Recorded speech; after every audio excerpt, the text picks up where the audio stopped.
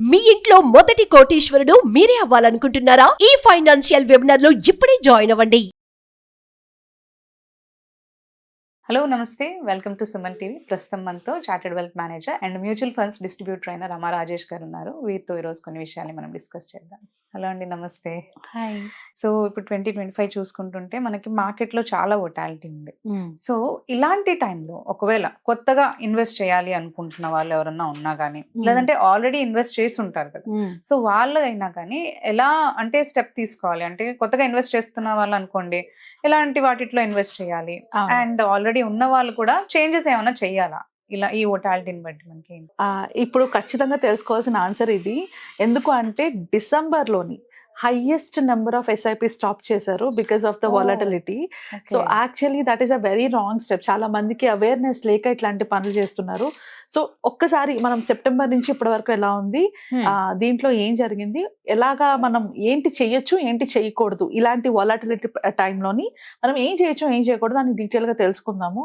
So that ఇలాంటి mistakes చేయకుండా ఉంటారు, వాళ్ళ మనీని వాళ్ళు కాపాడుకుంటూ ఉంటారు.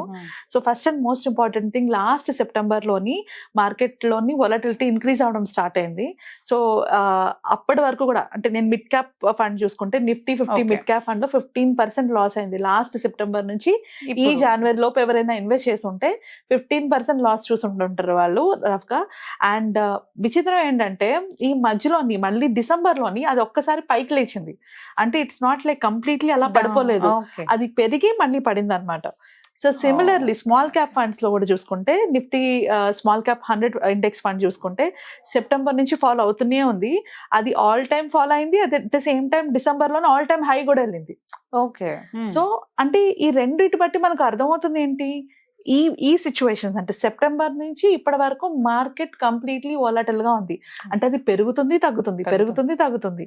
సో ఇలాంటి సిచ్యువేషన్స్ మనకి అంటే ఈ సీజన్ లో, అంటే ఇది బుల్ మార్కెట్ కాదు, ఇంతకు ముందు అంతా బుల్ రన్, మనం ఎక్కడ పెట్టినా ఎలా పెట్టినా కూడా అవి పెరుగుతూనే ఉన్నాయి.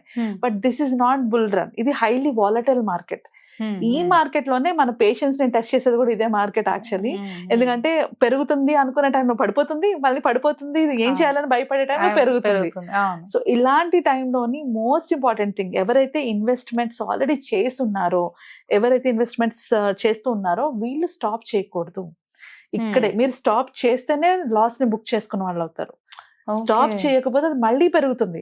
Just like that. అంటే ఇప్పుడు సెప్టెంబర్ లోని తగ్గుతూ వచ్చింది, మళ్ళీ డిసెంబర్ లోని ఆల్ టైమ్ హైకి వెళ్ళింది, మళ్ళీ జాన్ లో ఆల్ టైమ్ లోకి వచ్చింది.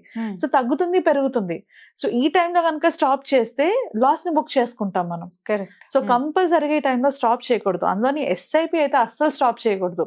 బికాస్ ఎప్పుడైనా SIP లోని మార్కెట్స్ పడుతున్నాయి అంటే ఏంటి, ఎక్కువ యూనిట్స్ వస్తాయని, మార్కెట్స్ పెరుగుతున్నాయంటే ఎక్కువ రిటర్న్స్ వస్తాయని.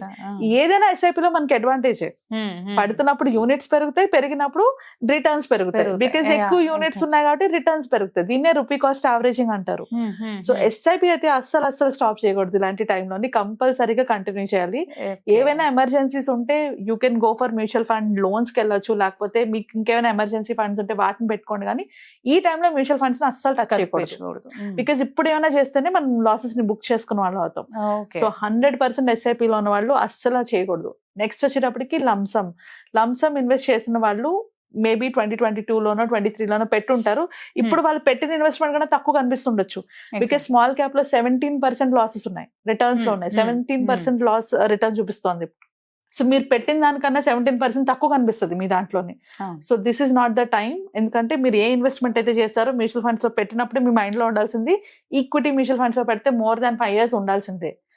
సో ఇప్పుడు మార్కెట్ ఇది టెంపరీ ఫాల్, దీని వల్ల మీరు ఏం చేయక్కర్లేదు. ఇన్ఫాక్ట్ డబ్బులు ఉంటే, ఇంకా అమౌంట్ ఉంటే ఇంకొకసారి ఇన్వెస్ట్ చేయండి. సో దట్ పెరుగుతుంది, కంపల్సరీగా మార్కెట్ పెరుగుతుంది. ఓకే. ఎందుకంటే స్మాల్ షిఫ్ట్స్, స్మాల్ చేంజెస్. న్యూగా ఇన్వెస్ట్ చేద్దాం అనుకునే వాళ్ళు ఎలాంటివి చేయొచ్చు అంటారు? ఇది వెరీ ఇంపార్టెంట్ క్వశ్చన్. ఇప్పుడు కొత్తగా నేను స్టార్ట్ చేయాలనుకుంటున్నాను. ఇలాంటి వాలటిలిటీ మార్కెట్ లో పెట్టేటప్పుడు డెఫినెట్లీ మనకి రిటర్న్స్ తక్కువ కనిపిస్తాయి. ఇన్ఫాక్ట్ మన డబ్బులు కూడా పోయినట్టే కనిపిస్తాయి మనకి చెక్ చేసుకునేటప్పుడు. సో ఇలాంటి వాళ్ళు మ్యూచువల్ ఫండ్స్ లో ఇన్వెస్ట్ చేయాలంటే ఫస్ట్ మనకి అర్థం కావాల్సింది బేసిక్లీ 4 types ఆఫ్ ఇన్వెస్టర్స్ ఉంటారు. సో ఫస్ట్ వన్ ఏంటి అంటే కన్జర్వేటివ్ ఇన్వెస్టర్ అనమాట. సో కన్జర్వేటివ్ కన్జర్వేటివ్ ఇన్వెస్టర్ అంటే ఏంటి, వాళ్ళు ఎక్కువ రిస్క్ తీసుకోవడానికి భయపడిపోతూ ఉంటారు. సో అలా ఎక్కువ రిస్క్ తీసుకోవాలన్నా భయపడిన వాళ్ళు, లేకపోతే ఇంతవరకు ఎప్పుడు కూడా స్టాక్స్ కానీ మ్యూచువల్ ఫండ్స్ కానీ పెట్టలేని వాళ్ళు, ఆర్ ఎప్పుడు కూడా వాళ్ళు ఇన్వెస్ట్మెంట్ జర్నీయే స్టార్ట్ చేయలేదు, కొత్తగా స్టార్ట్ చేస్తున్న వాళ్ళు ఉంటారు, వాళ్ళు ఎప్పుడు స్టార్ట్ చేయలేదు.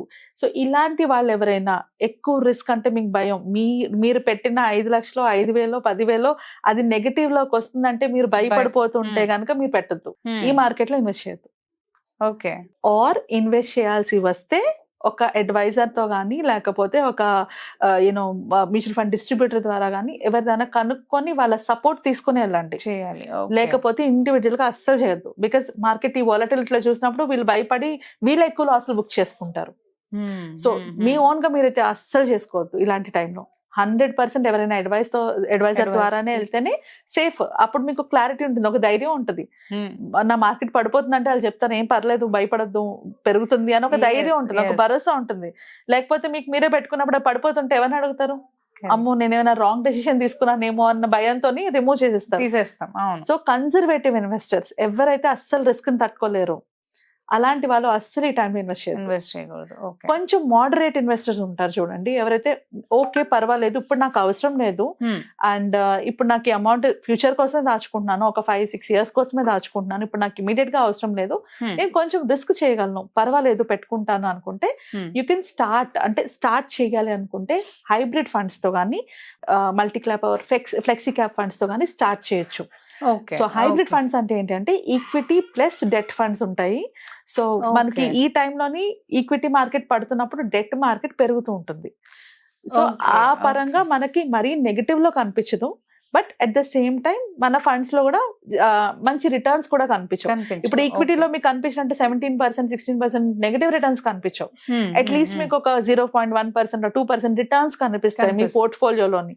సో అలా కనిపించినప్పుడు మీకు భయం లేదు, అట్లీస్ట్ ఒక ఛాన్స్ తీసుకోగలరు పర్వాలేదు అని. బట్ ఎప్పుడు కూడా మనం ఇన్వెస్ట్ చేసేటప్పుడు మనం మైండ్ లో పెట్టుకోవాల్సింది మన గోల్ ఏంటి. ఇప్పుడు నా గోల్ ఫ్యూచర్ లో 5 years తర్వాత ఉంది అంటేనే పెట్టుకోండి. సో అలా పెట్టుకునేటప్పుడు ఇప్పుడు మీరు first time start with hybrid funds తో స్టార్ట్ చేసుకోవచ్చు. లేదు నాకు కొంచెం పర్వాలేదు, నేను పెడుతున్నది ఓన్లీ చిన్న అమౌంట్, ఒక 5,000 3,000 ఇది నేను ఎంత రిస్క్ అయినా చేయగలను అని అనుకున్న వాళ్ళు ఫ్లెక్సీ క్యాప్ కానీ మల్టీ క్యాప్ కానీ వెళ్ళొచ్చు. బికాస్ ఈ ఫండ్స్ లో మీరు స్టార్ట్ చేసుకుంటే మీకు అంటే వాలటిలిటీ ఉన్నా కూడా మీకు రిటర్న్స్ వస్తూ ఉంటాయి, మీకు టెన్షన్ ఎఫెక్ట్ అవ్వదు. లేకపోతే మినిమం 2 to 3 years పడుతుంది మీ పోర్ట్ఫోలియో పాజిటివ్ లో చూడడానికి, రికవర్ అవ్వడానికి. అది తట్టుకునే శక్తి ఉన్న వాళ్ళే స్టార్ట్ చేయాలి. అందుకనే అసలు ఆ కన్జర్వేటివ్ ఉన్న ఇన్వెస్టర్స్ అయితే వద్దనేది. మోడరేట్ వాళ్ళు అట్లీస్ట్ స్టార్ట్ చేయొచ్చు ఒక హైబ్రిడ్ ఫండ్ లోని, ఈక్విటీ ఫండ్స్ వీటిలోని చిన్న అమౌంట్స్ తో స్టార్ట్ చేయొచ్చు. సో దట్ మీకు ఎలాంటి టెన్షన్ ఉండదు. బట్ వీళ్ళు కూడా గోల్ బేస్డ్, అంటే ఒక 5 years తర్వాత నాకు అవసరం పడుతుంది అన్న పాయింట్ లోంచి ఇన్వెస్ట్మెంట్ స్టార్ట్ చేయాలి.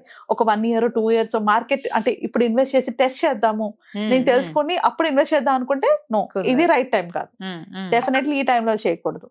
సో మీరు ఇన్వెస్ట్ చేసుకోగలను అనుకున్నప్పుడు ఇవి చేయాలి. మిగిలిన వాళ్ళందరూ ఆల్రెడీ ఇన్వెస్ట్ చేస్తున్నాము పర్వాలేదు మాకు ఐడియా ఉంది కానీ ఇప్పుడు మేము ఇన్వెస్ట్ చేసుకోవచ్చా అనుకున్న వాళ్ళు, వీళ్ళందరూ చేయాల్సిన మోస్ట్ ఇంపార్టెంట్ థింగ్ ఏంటంటే మీకున్న ఇన్వెస్ట్మెంట్స్ లో మీరు పెట్టిన ఫండ్స్ లో ఏవైతే లాసుల్లో ఉన్నాయో ఆ సెక్టార్ కానీ లేకపోతే ఆ పర్టికులర్ ఫండ్స్ లోని కంపేర్ చేసుకొని అవి బాగానే ఉన్నాయి, బట్ ఆ మార్కెట్ అంతా ఇప్పుడు లార్జ్ క్యాప్ లో వాళ్ళు లార్జ్ క్యాప్ లో పెట్టారు అనుకుందాం, లార్జ్ క్యాప్ మార్కెట్ అంతా కూడా ఫాలో అయి ఉన్నది అనుకుందాం. సో మార్కెట్ అంతా పడిపోతున్నప్పుడు మీదే పడుతుంది అంటే ఇన్వెస్ట్ ఇన్ మీ ఫండ్స్ లోనే ఇన్వెస్ట్ చేసుకోండి.